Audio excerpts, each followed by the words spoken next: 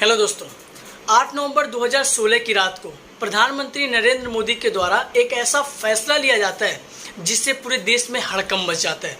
इस एक फैसले ने दोस्तों पूरे देश को लंबी लाइनों में लगा दिया था, जहां पर एक तरफ पूरे देश के लोग अपने कामों में व्यस्त रहते थे, अपने फ्यूचर को बेटर करने के लिए कितने दिनों से सेविंग कर रहे थे, और आधी रात को प्रधानमंत्री के एक फैसले ने लोगों को अपने निजी कामों को छोड़कर बैंकों की लंबी लाइनों में लगने पर मजबूर कर दिया था, क्योंकि उन्होंने जो काफ़ी टाइम से अपने पास सेविंग कर रखी थी वो बस कुछ ही दिनों में एक कागज़ का टुकड़ा बनने वाला था। उस समय एक मिडिल क्लास फैमिली के लोग भी अपने पैसे को बैंकों की बजाय अपने पास रखना ज़्यादा बेटर समझते थे। उन टाइमों पे बैंकों में बहुत कम ही लोग अपने पैसे को डिपॉजिट करते थे, जमा करते थे। उनके पास जो भी कुछ पैसे रहते थे वो अपने पास ही रखना ज़्यादा बेटर समझते थे, और उन टाइम्स पे घर के 1-2 सदस्यों के पास ही बैंकों में खाता होता था। और आज के समय पे अगर आप देखेंगे तो जिनकी उम्र 18 साल भी नहीं है उनका भी किसी न किसी ब्रांच में अकाउंट जरूर खुला हुआ है। खैर, अभी हम जी रहे हैं 2023 में, और ये बात हो रही थी दोस्तों नोटबंदी 2016 की। मुझे अचानक से 2016 की ये नोटबंदी वाली बात याद कैसे आ गई, ये कोई इत्तेफाक नहीं है दोस्तों, क्योंकि ये 2016 की घटना फिर से होने की आशंका है। नोटबंदी के बाद सरकार ने 500 के नए नोट तो छापने स्टार्ट कर दिए थे, लेकिन 1000 की नोट की जगह पे उन्होंने 2000 की नोट छापना स्टार्ट किया, और 1000 का नोट हमेशा के लिए हमारे इंडिया में बंद हो गया। दोस्तों, अभी तक तो सब कुछ सही चल रहा था। ये डीमोनेटाइजेशन वाली बात कितने लोग तो बिल्कुल ही भूल चुके थे कि कभी 2016 में नोटबंदी भी हुई थी।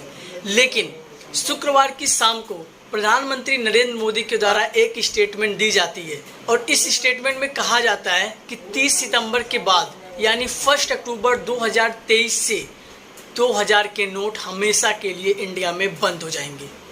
अब ऐसे में भारत की जनता फिर से परेशान हो गई है कि हमारे पास जो अभी 2000 के नोट हैं अब उनका क्या होगा, क्या बैंक इस पैसे को एक्सेप्ट करेगा या नहीं। ऐसे बहुत सारे लोगों के मन में ये डर पैदा हो चुका है दोस्तों। लेकिन मैं आपको बता दूं कि आपको डरने की कोई ज़रूरत नहीं है। आपको एक आर्टिकल्स का एग्जांपल देके मैं आपको बताता हूं। द हिंदुस्तान के एक आर्टिकल्स में साफ साफ लिखा है कि आप अपने पैसे को बिना किसी दिक्कत के किसी भी बैंक में जमा कर सकते हो या फिर एक्सचेंज कर सकते हो। बस इसके कुछ रूल्स हैं जिनको आपको फॉलो करना है। जैसे कि अगर आप किसी भी बैंक में अपने पैसे को एक्सचेंज कराने जाते हो तो आप एक बार में सिर्फ 20,000 रुपये ही एक्सचेंज कर सकते हो। उससे ज़्यादा आप लोग एक बार में एक्सचेंज नहीं कर सकते। आप एक बार में सिर्फ 20,000 रुपये ही एक्सचेंज कर सकते हो। और दूसरी चीज़, आपकी KYC कंप्लीट होनी चाहिए, जिससे कि आपको नोट को एक्सचेंज करते वक्त कोई भी दिक्कत ना आए, कोई भी प्रॉब्लम आपको वहाँ पे ना हो। यही कुछ छोटे मोटे रूल्स हैं दोस्तों जिनको आपको फॉलो करना है, और शायद इन सभी चीज़ों के बारे में आपको पहले से ही पता होगा। बट दोस्तों, हम सभी 2016 की डीमोनेटाइजेशन के भयंकर रूप को एक बार देख चुके हैं, और फिर से इस डीमोनेटाइजेशन को आखिर दोहराया क्यों जा रहा है। आखिर 2000 की नोट को बंद क्यों किया जा रहा है, क्या कारण है इसके पीछे। क्या ये नोटबंदी भी 2016 वाली डेंजरस रूप लेगी? चलिए जानने की कोशिश करते हैं आज की इस वीडियो में। कि रात्रि को 12 बजे से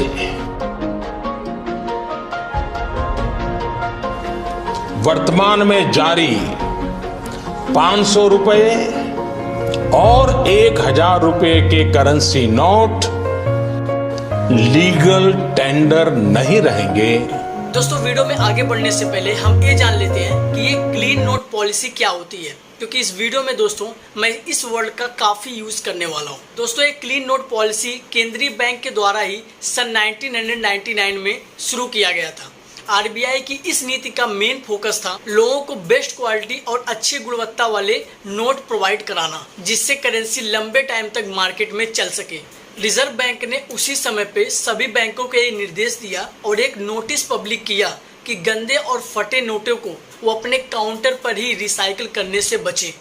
RBI के मुताबिक 2000 के नोट मार्केट में एक्चुअल में बहुत ही कम इस्तेमाल किए जा रहे हैं, और RBI ने क्लीन नोट पॉलिसी के तहत ही ये फैसला लिया है, और इसकी वजह से ही 2000 का नोट मार्केट से हटाया जा रहा है। ये सबसे बड़ा रीज़न बताया जा रहा है दोस्तों 2000 के नोट को बंद करने का। और भी कई बड़ी वजह बताई जा रही है दोस्तों, जैसे कि RBI के अकॉर्डिंग 2000 के 89% नोट ऑलरेडी 2017 में ही छापे जा चुके हैं, और सरकार का कहना है कि किसी भी नोट का एक एग्जैक्टिंग टाइम लिमिट होता है, और वो जो टाइम लिमिट होता है वो 5 से 6 साल का होता है।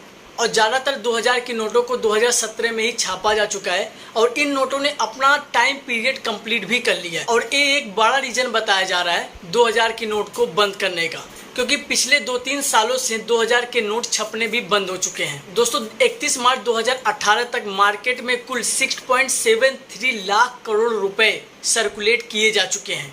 और ऐसे में अगर सभी 2000 के नोट को बंद कर दिया जाता है तो इससे हमारे इंडिया की इकोनॉमी पर क्या इफेक्ट पड़ेगा। कई आर्टिकल्स में बताया गया है कि 2000 के नोट बंद होने से इंडिया पर बहुत बड़ा इफेक्ट पड़ेगा और साथ ही साथ इकोनॉमिक एक्टिविटी पर भी असर पड़ेगा, क्योंकि ज़्यादातर लोग कैश का ही इस्तेमाल करेंगे। और सबसे बड़ा रीज़न दोस्तों, इस नोटबंदी से जनता को किन किन प्रॉब्लमों का सामना करना पड़ेगा। दोस्तों आपको ये जानकर काफ़ी आश्चर्य होगा कि इस नोटबंदी से लोगों के काफ़ी पॉजिटिव रिजल्ट आ रहे हैं, क्योंकि जब पहली बार 2016 में नोटबंदी हुई थी तो उन समय इतनी डिजिटल सेवाएं नहीं थी और ये जो UPI ऐप्स हैं वो इतने ज़्यादा पॉपुलर नहीं थे।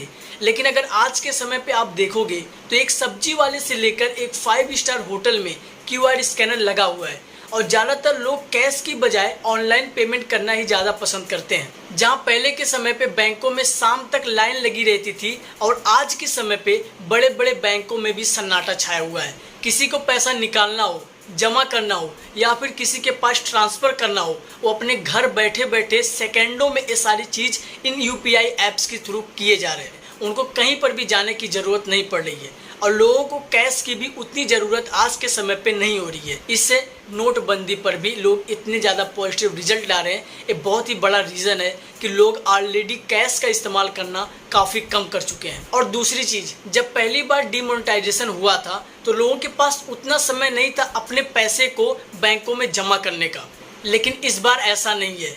इस बार हमारे पास 4 महीने से भी ज़्यादा का समय है अपने पैसे को बैंकों में जमा करने का और इसकी वजह से ही शायद लोगों का काफ़ी पॉजिटिव रिजल्ट आ रहा है। आपका क्या कहना है इस डिमोनेटाइजेशन पर, इस नोटबंदी पर? अपनी राय कमेंट में ज़रूर बताइएगा। Thank you so much.